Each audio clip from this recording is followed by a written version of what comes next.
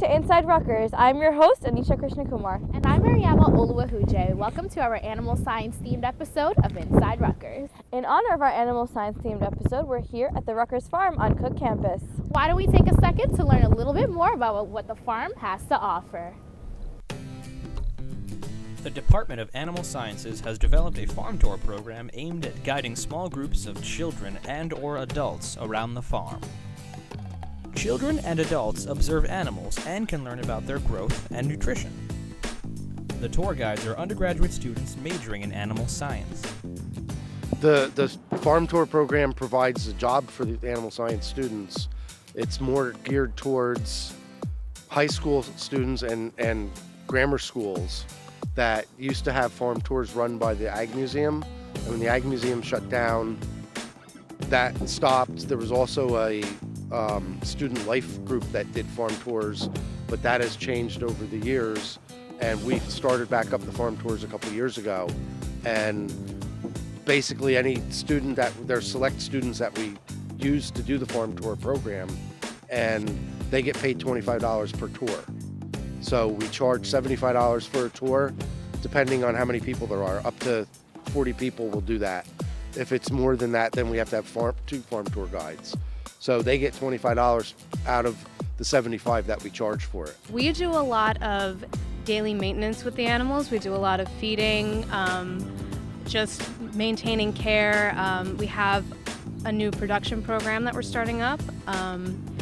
We have things like we do for basic animal care, like breeding and feeding, veterinary care. If somebody gets hurt, we do treatments. I think especially for people outside of Rutgers, I think the biggest attractions are that we do a lot of breeding, and there are a lot of baby animals on the farms, especially the baby pigs, baby goats. We have lambs, and our breeding cycles are all year round. So there's always something being born, and people just like to see the little animals. They run around, and they're very cute to watch. Come check out the farm located on College Farm Road on the George H. Cook campus. For more information about the program, visit farmtours.rutgers.edu. Wow, Mariama, that was so awesome. It's so great that Rutgers students can expand on their love and knowledge for animals so close to the university. The animal science major itself actually has so much to offer, and it seems like a lot of fun. In honor of our animal science themed episode, we have a special package on the Veterinary Science Club and the different opportunities it gives Rutgers students. Let's check that out right now. The Veterinary Science Club is a professional organization whose goal is to prepare members for the process of applying to veterinary schools. The Veterinary Science Club is an organization that aims to bring together students in learning about animal science in general and about the veterinary profession and opportunities in the field, anywhere from research to private practice to working in a hospital. So we aim to give students more information about pursuing the veterinary profession. The Veterinary Science Club has a lot of good opportunities, not just for Rutgers, but also for people in the surrounding community. So Rutgers Day is a big thing that we really get involved in. Each year we have a petting zoo, and it gives children the opportunity to come and interact with animals and learn a little bit about them. My favorite part is probably getting to know all the people involved. We have a great bunch of students here at SEBS and in animal science in particular, so being part of a club is a great way to meet other students and get to know what their opinions are about classes, which ones to take, what professors not to take, and it's also a good way to just socialize and have something to do outside of just coursework. I got help with my personal statement. I got help kind of learning that I should get experience in a lot of animals, working with them and handling them. So it was a good opportunity to just ask them questions and have them give me feedback on different things that I would have to do to get there. Other students should think about joining this club if they want to learn more about veterinary medicine. We have people that aren't animal science at all involved in this club. I mean, you don't have to be an animal science major to be part of this club, but definitely if you're interested in opportunities that involve veterinary medicine or research or anything like that, you should definitely get involved. To learn more about the Veterinary Science Club, check out their website. The website has a bunch of information for students to not only learn about the club, but also to give information on veterinary schools. The website has great links and information, and you can even contact the club right from there.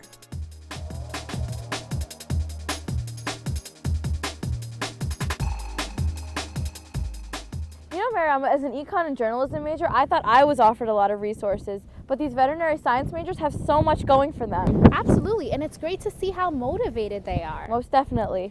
All right, now we're going to take a short break, but stay with us. We'll be right back.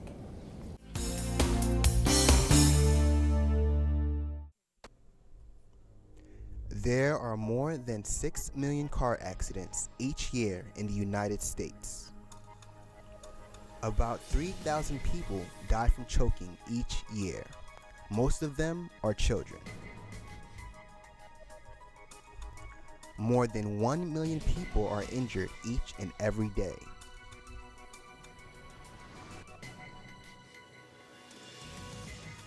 The Division of Administration and Public Safety here at Rutgers University provide classes to teach you how to handle these situations.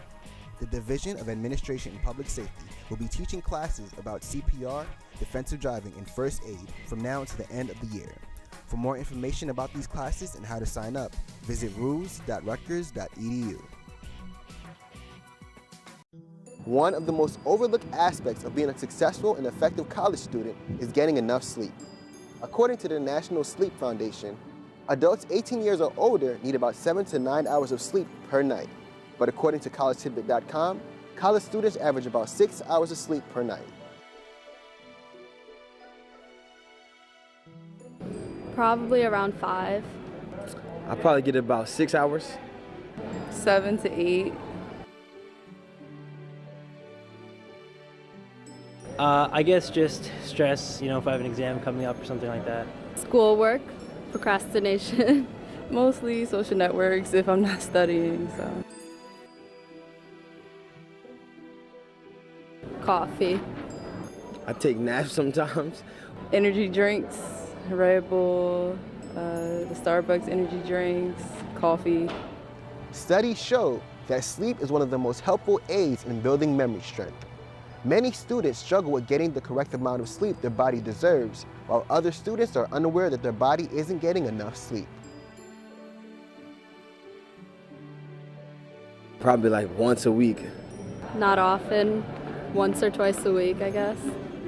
Your body reacts in a number of ways when you aren't getting enough sleep on a consistent basis. Sleep deficiency is linked to heart disease, kidney disease, high blood pressure, diabetes, and stroke. Other consequences of not getting enough sleep include general soreness from your cells not having enough time to regenerate themselves. Memory loss, blurry vision, impaired judgment, and drowsiness are also effects of not getting enough sleep. Here are some helpful tips to help you get the sleep you need. Wake up at the same time every day. Just like setting a bedtime, make sure that you wake up at the same time, even on the weekends. Set a regular bedtime. Try not to break routine by staying up late on the weekends.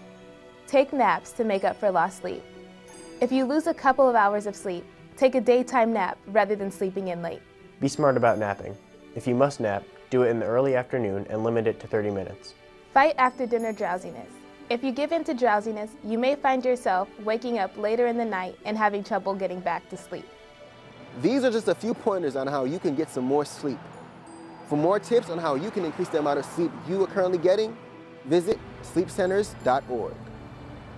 Rutgers University Swing Dancing Club is in full swing for the new semester. Rutgers University Swing Dancing Club focuses on a variety of styles of swing dancing, which include Lindy Pop, West Coast Swing, blues dancing, and a few others. The Swing Dancing Club meets every Monday in the NJC Lounge at the Douglas Campus Center. They offer free dancing lessons from 8:30 p.m. to 9:30 p.m.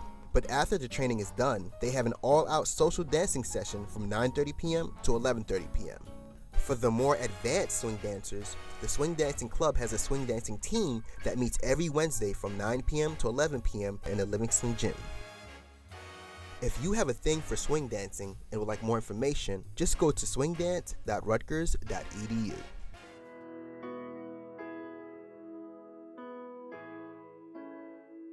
Are you feeling overwhelmed, stressed out about school, or struggling with substance abuse?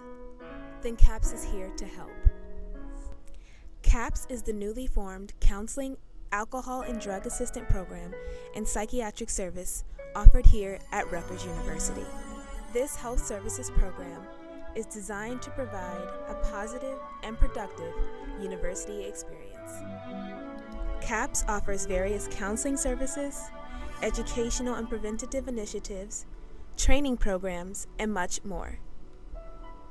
If you are looking for a place that supports growth of your mind, body, and soul, then CAPS is for you.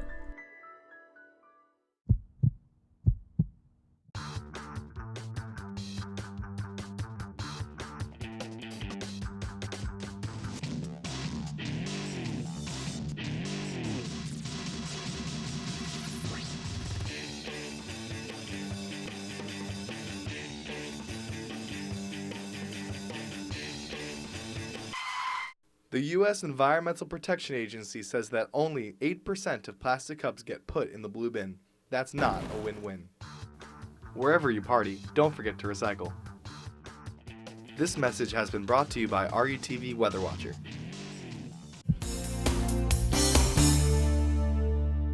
Thanks for staying with us on our animal science themed episode of Inside Rutgers. We're going to get right back into the swing of things by checking out the different clubs that Rutgers University offers its animal science majors.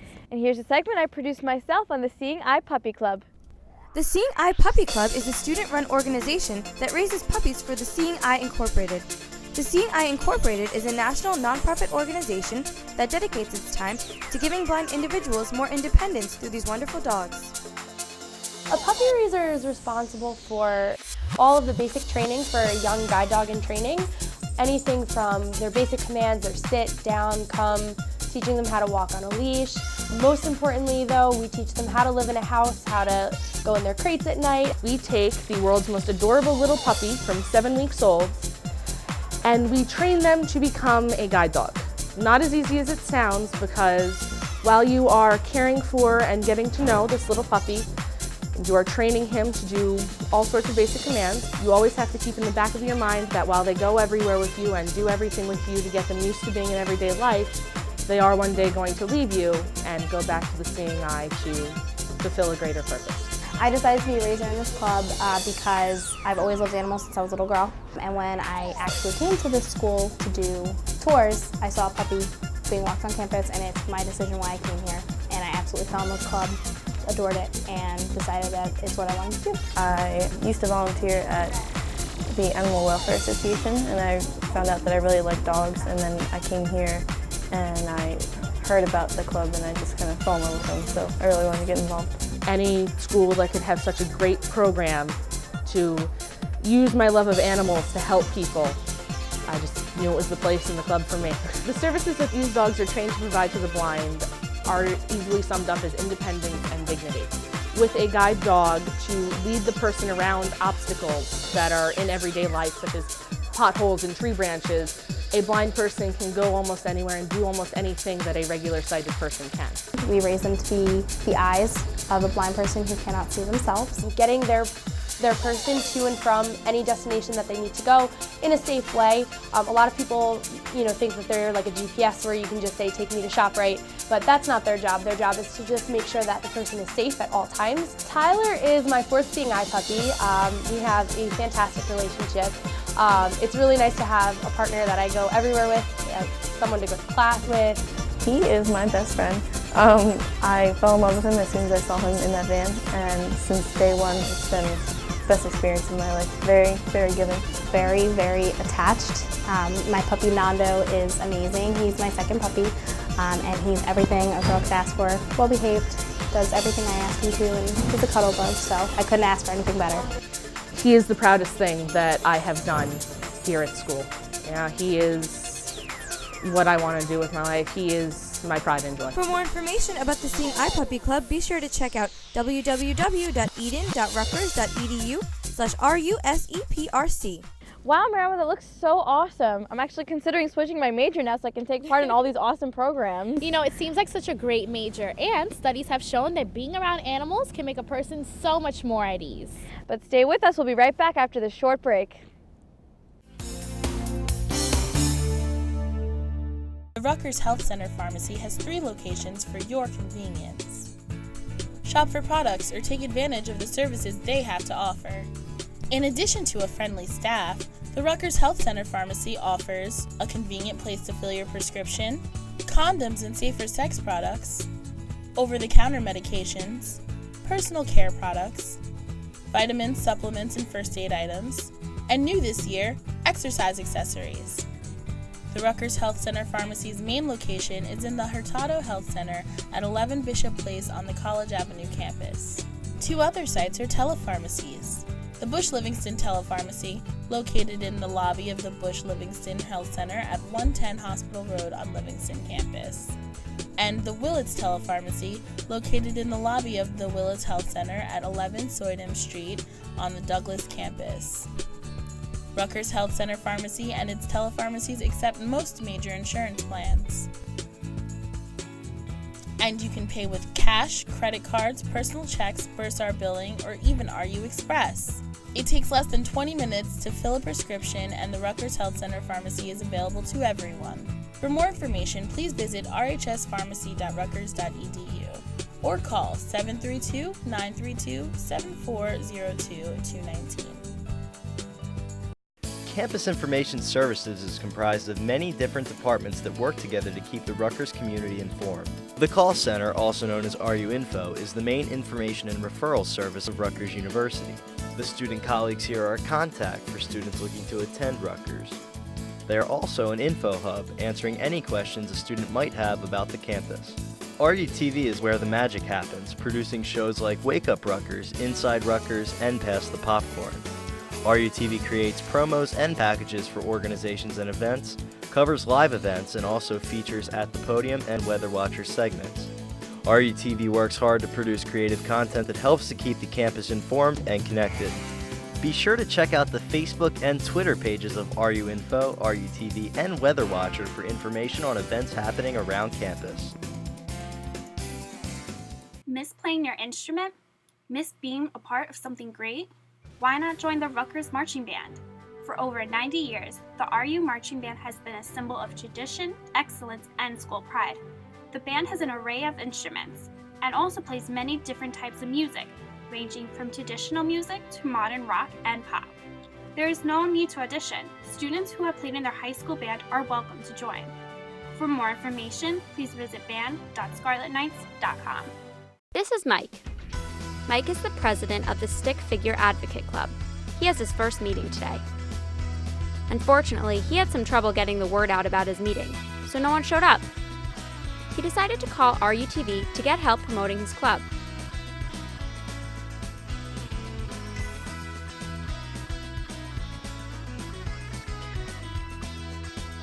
Just 1 week after Mike called RUTV, they made a commercial for him. He is super excited. Today is Mike's second meeting. He is nervous that no one will show up again. Hey, it seems like calling RUTV really worked. Now Mike has new members.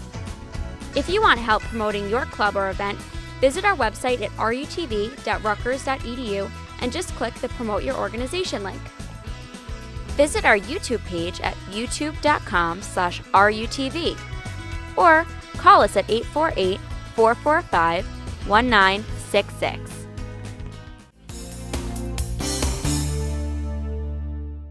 Thanks for staying with us, and if you're just tuning in, we're at the Rutgers Farm for our animal science themed episode of Inside Rutgers on Cook Campus. Now let's take a look at the athletic side of things.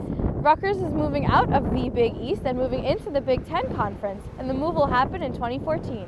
Let's take a look at that right now. In November, Rutgers announced that the school will be moving athletic conferences going from the Big East to the Big Ten. Now, almost 2 months later, preparations are in full swing. Now, I've said that athletics can be an excellent marketing tool and can provide a window for a university into its academic programs and accomplishments. And from my point of view, no other conference makes that connection more strongly than the Big Ten. It's a respected brand that locks right in on the Rutgers brand. The move will take place before the 2014 season, meaning that Rutgers will still spend one more year in the Big East. The two divisions in the Big Ten have not yet been sorted out, but it seems as if the most logical choice would land Rutgers in the East Division with Maryland, Michigan, Michigan State, the Ohio State University, Penn State, and Purdue. The Big Ten Conference is the model. It's the ultimate. It's ahead of the curve, and it's set the bar in so many areas. What this means for us is it means stability in an unstable time. It's secured our future as an athletics program and a university. It's given us great access to so many things competitively, including the new postseason in football, which is a critical piece to our success going forward. Financially, the Big Ten provides the financial resources that Rutgers will need to be able to move our program forward, to provide our coaches and student athletes with the ultimate experience. And the last but not least, as an old TV guy, I would tell you in 2007, the Big Ten was ahead of the curve when they developed the Big Ten Network. It is now being emulated by everybody all over the country in professional and college sports. But for all of our sports, this will provide the ultimate platform of exposure, which not only helps build the brand of this great university, but also helps to recruit and bring good people to Rutgers University, which is always our daily goal. Rutgers is looking to prepare themselves over the next year to be better suited for the new conference come 2014. Rutgers is on the brink of taking in a new football class when signing day approaches on February 6th, and the men's basketball program has already shown improvements from 1 year ago. Somebody says, what does Rutgers bring? Rutgers brings an incredible amount of commonality on the research side, on the undergraduate side, and what they bring to the Big Ten is the possibility of building a presence, an awareness. And to me, it's not just Rutgers, it's Rutgers and Northwestern, it's Rutgers and Michigan, it's Rutgers and Ohio State. But importantly, I don't think you can do this with one institution. I think it's got to be Rutgers and Maryland, Rutgers and Penn State and Ohio State and Iowa and Wisconsin together. In the Big East Conference, it is reported that its members receive $3.12 million annually from the Big East media rights package. The Big Ten schools reportedly receive $24.6 million from their media rights package. That is a substantial increase for Rutgers University, and that number is only expected to increase when the Big Ten renegotiates its package in 2017. Reporting from Rutgers University, I'm Anthony Rodriguez, RUTV. We have another really great segment on the Elite Athlete Program. Let's check out what separates a good athlete from a great one. Every year, Rutgers fans will come out by the thousands to cheer on some of the finest athletes in the world. But what exactly separates the person doing the cheering from the person being cheered? What separates a good athlete from a great one? I'd say the difference between an elite athlete and just being an athlete, it really takes, you really have to have a driving force. You really have to know what you want. You have to have short-term goals, long-term goals. Like, everyone has goals, but some don't believe in it. Like, you have to really believe in your goals. And you also, like, when it comes down to practice time, you have to work hard. You can't complain. You can't go in with the mindset that you can't do it. You just have to go out there, do it, give it your best. And like Nike says, train like you're second. So like you train like you're second, but compete like you're first. So I think that's what really separates an average athlete from an elite athlete. Like just being disciplined and knowing what you want, how to get there, and knowing that in order to get there, you have to work hard. PsychologyToday.com says that the level of athletes is dependent on 5 categories, and most of them have nothing to do with physical talent. These categories are drive, confidence, calmness, focus, and emotions. I think it definitely takes just personal development. Like, you have to make sure you take the time out to put in practice on your own when nobody's watching, the coaches aren't watching. You have to take the time, the commitment, dedication to make yourself better than the rest, because when they're not training, you got to make sure you're training. I think that's what distinguishes D1 player from anybody else. According to CBSNews.com, the average Division I male athlete devotes 39.1 hours per week to their respective sports during the season, and female athletes are shown to devote 35.5 hours a week to their sports during the season. The numbers almost equal the hours needed to fulfill a full-time job. So the next time you hear someone say that playing a sport is 90% mental, maybe you'll agree. Reporting from Rutgers University, I'm Anthony Rodriguez, RUTV. Wow, that was so interesting, Mariama. Our athletes work so hard. Absolutely, and the support that we provide to them is crucial for their success. Now please stay with us. We'll be taking one last break. We'll be right back.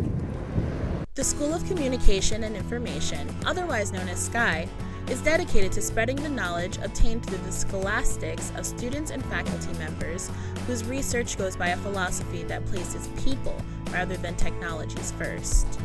SCI has installed two-dimensional QR codes on a wall that each contain encoded information about different SCI research projects. Anybody with a smartphone is able to scan the code in order to decode the images and interact with SCI scholarship through videos and other interactive tools. For more information on SCI Decoded, you can visit cominfo.rutgers.edu. Natural, refreshing, absolutely breathtaking. The Rutgers Gardens is a self-sustaining botanical gardens that's right around the corner. The Rutgers Gardens offers educational programs, children's programs, family activities, a farmer's market, and so much more. Supported mostly by generous donations and volunteers, the Rutgers Gardens is able to stay open 365 days a year. There's no reason not to come enjoy the simple pleasures nature has to offer. The Rutgers Gardens is located on 112 Riders Lane and is open every day from 8:30 a.m. until dusk. If you want to visit the Rutgers Gardens or you just want more information, please visit rutgersgardens.rutgers.edu.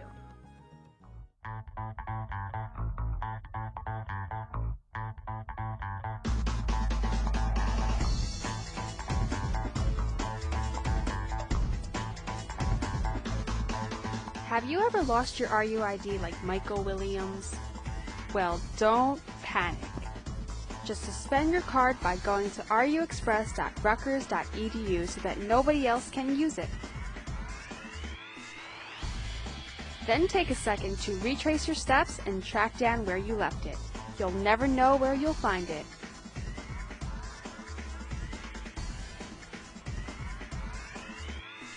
Once you've done that, you can reactivate your RUID. So remember to contact RU Connection ID Card Services. Learn more by visiting ruconnection.rutgers.edu.